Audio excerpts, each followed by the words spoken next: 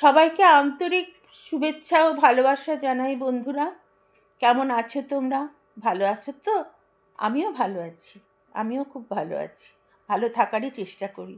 তোমরা আছো, তোমাদের নিয়ে ভালো থাকার চেষ্টা করি। চলো যাই এবার একটু কবিতা গল্প শুনি। বাংলা সাহিত্যটা মরে যাচ্ছে তো, তুলে ধরতে হবে তো। আমরা তো বাঙালি, বাংলা নিয়ে আমাদের থাকতে হবে, বাংলাকে বাঁচিয়ে রাখতে হবে, বাংলা সাহিত্যকে বাঁচিয়ে রাখতে হবে। এখানে আমি অনেক বড় বড় কবির কবিতা পড়ি।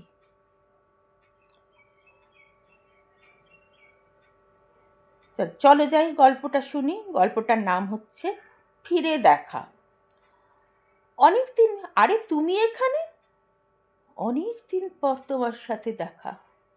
ভাবিনি এমন ভিড়ে কোনো দিন দেখা হবে, কিন্তু দেখা হয়ে গেল। কোন ভুলে যাওয়া অতীতটা সামনে এসে দাঁড়ালো।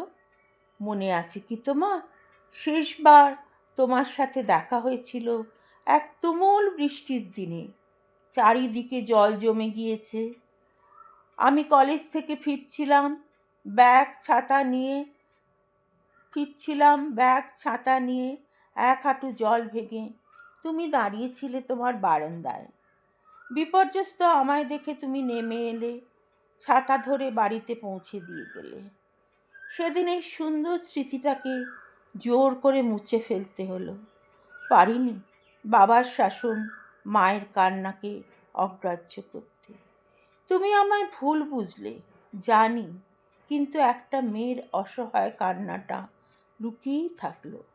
আজ কতদিন পর তোমায় দেখে খুব ইচ্ছে করছিল তোমার কাছে ছুটে যেতে।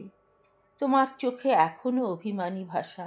বহু কষ্টে বললে, ভালো আছো তো? আমার ইচ্ছে করছিল তোমায় বলি, সেদিন সবার ইচ্ছের দাম দিতে গিয়ে নিজের ইচ্ছেটাকে মেরে ফেলেছি যে। তুমিও বুঝবে না আমায়?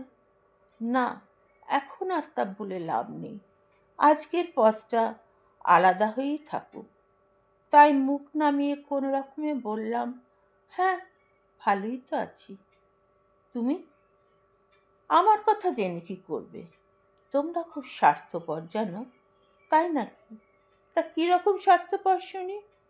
শুধু নিজের অভিমানকেই বড় করে দেখলে? একবারও ভাবলে না মেয়েরা কত অসহায়? বাবার নির্দয় শাসন, মার অসহায়তা, সব কিছুকে অগ্রাহ্য করে বেরিয়ে আসা কত কঠিন। তাও চেষ্টা করেছিলাম। বাবা বেল্ট নিয়ে ছুটে এসেছিল। আর কি করতাম বলো? না অঙ্কিতা, তাহার এইরকম পরিস্থিতি হয়ে থাকলে সত্যি তোমার কিছু করার ছিল না। আর একটু সময় পেলে হয়তো আমার জীবনে আমি তোমাকেই পেতাম। তোমার বিয়ের ঠিক 4 দিন আগে আমার জয়েনিং লেটার এলো, ফরেন ব্যাংকের অফিসার পোস্টে। এখন আমি ওই ব্যাংকের জেনারেল ম্যানেজার। এখন মনে হয় তোমার বাবার সামনে গিয়ে নিজের পরিচয় দিয়ে বলি, কি লাভ হয়েছিল আপনার সেদিন দুটো মনের ভালোবাসাকে মেরে ফেলে? আজকে আমার পজিশনটা দেখুন। আজ আর বলে কোনো লাভ নেই। মরে গেছে সেই দুটো মন। আজ তারা আলাদা আলাদাভাবে সংসারী। জানি না কে সুখী আর কে সুখী নয়। আমার মনেও রঞ্জন অনেক ফাঁক আছে। আমার গান ছেড়ে দিতে হয়েছে আমার স্বামী পছন্দ করেন না বলে। আরও পড়তে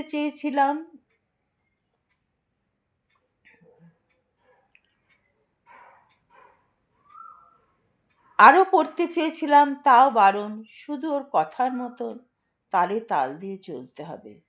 মাঝে মধ্যে জিজ্ঞেস করে যেমন আজও করেছে, কিসের এত দুঃখ তোমার? সোনা গয়না বড় বাড়ি সবই তো দিয়েছি, আর কি চাই? কোনোদিন কোনো উত্তর দিইনি। আজ শুধু বললাম, তুমি আমায় অনেক দিয়েছ, দিতে পারোনি মাথার ওপর খোলা আকাশটা। অনেক কিছু দেওয়ার সাথে কেড়ে নিয়েছ আমার আকাশ চাওয়া স্বাধীনতা। কি বলল? বলতে গিয়ে হেসে ফেলল অঙ্কনা। গজগজ করে বলতে বলতে চলে গেল। মাথাটাই গেছে দেখছি, কি যে সব আজে বাজে বকে। ওর সাথে আজ অনেক দিন পর রঞ্জনও হেসে ফেলল। অঙ্কন জিজ্ঞেস করলো, তোমার বউ কি করে? আমার বউ খুব ভালো করে সাজিয়ে গুছিয়ে আমার নিন্দে করে যায়। এই এক লোক হয়েছে, সারাটা জীবন আমায় জ্বালিয়ে পুড়িয়ে শেষ করে দিল গো।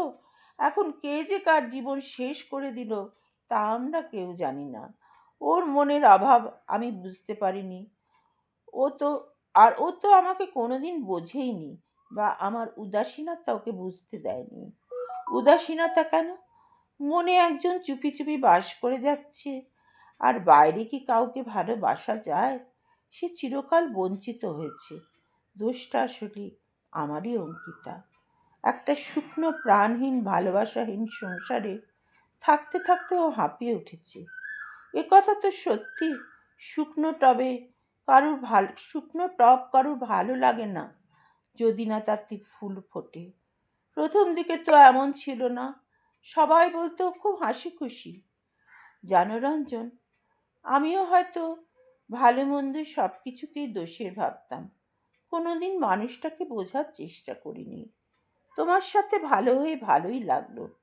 চলো দুজনে একটু নতুনভাবে ভাববার চেষ্টা করি। দুটো না পাওয়া জীবনের শুকনো মনের গোড়ায় জল ঢেলে দেখি না কিছু বদলায় কিনা। তোমার আমার ভালোবাসা ঠিক বেঁচে থাকবে মনের এক কোণে। হ্যাঁ, থাকবে। আমি তাহলে, হ্যাঁ, আবার দেখা হবে। চলে গেল দুজনে দুটি পথ ধরে, দুজনের দুটি পথ। রাখি তাহলে বন্ধুরা।